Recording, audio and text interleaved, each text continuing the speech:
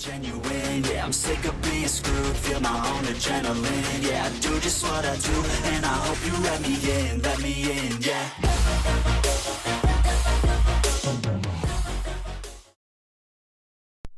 Hi guys, Ellen Trotter, personal trainer and online fitness coach, and today I'm going to show you how to do a proper knee grab as well as give cues and some progressions to follow. So knee grab is a core exercise. It's one we use here often in the gym, and it's replacing a traditional sit-up, so that way you're not putting your hands behind your head and really craning the neck to sit up, and properly engaging and bracing that core and utilizing it. So first I'll start with some mistakes that are made, I see most common when doing a knee grab or even a sit-up, and really not utilizing the core, and then I will show the proper way to do it while giving some cues and then some progressions you can follow. The most common mistakes I see being made on really core exercises in general is relaxing of the core in the middle of the exercise. So whenever we're doing any kind of core exercise, we want to keep it contracted the whole time and make it work. That's how we're going to build up that core strength and get it stronger. And mistakes I see being made are swinging or arching and really relaxing all the muscles that you're wanting to keep used, because we want time under tension. That's how we're going to get stronger. So we want to keep that core engaged the whole time we're doing it, protect our body and get it stronger.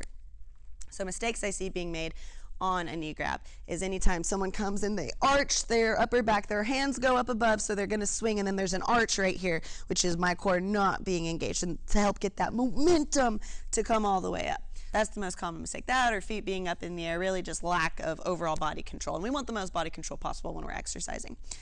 So how to do a proper knee grab is starting on the ground, laying with your head and shoulders up. So this is keeping your core automatically engaged and contracted by positioning this. You need your core strength to stay up here, and then also putting yourself in a better position to get your lower back down on the ground, because that's what we want, to use that core strength and to really keep it braced, because our core isn't just the front area of your abs that you see, it's your whole trunk right here, your front and your back. So all of this is solid now. So forcing my low back down on the ground, having my hands underneath my chin. So now I'm protecting, not craning with my neck to sit up, and pulling from my head up here, so then I can have more control, keeping a neutral spine. And then I'm also not making it to where it's easy for me to swing and can get out of that habit. So keeping my hands under here, my core is contracted and engaged, and then I'm using my core strength to sit up while I drag my heels in and grab my knees. And then I'm going to control going down, keeping my head and shoulders almost curved forward and making it to where my low back vertebrae by vertebrae is going down on the ground. So my low back's touching first, my head and shoulders are up, and then I'm staying in this position that I started in,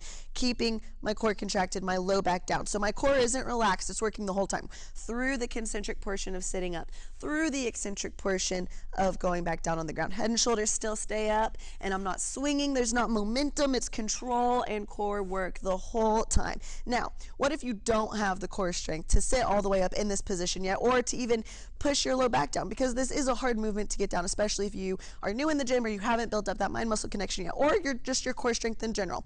So how we modify in the gym is you start with your knees bent, and then we go into floor crunches. So that's starting in this position, head and shoulders up, because your core is going to be working, low back down on the ground, and then your knees being bent helps to put you in that position more. That's why this is a modification.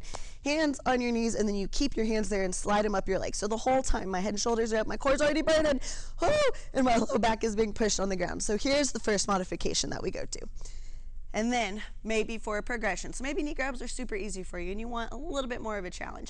Then what I like to do for my clients is taking something I've learned in yoga, and a move that's really popular in yoga, but that translates so easily to the gym because it's all exercises, it's all core work.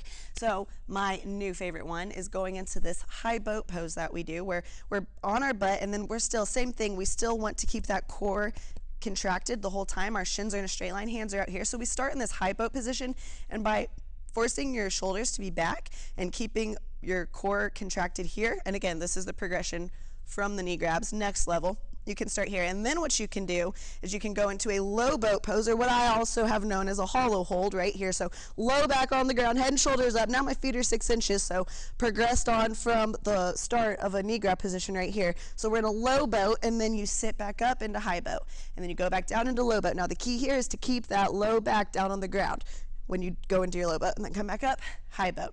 So there is a progression from the knee grabs if you're looking for something that's more challenging.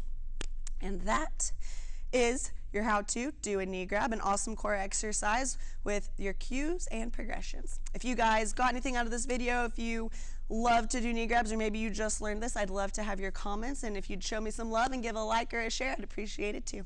Thanks for watching. Oh yeah, you know me,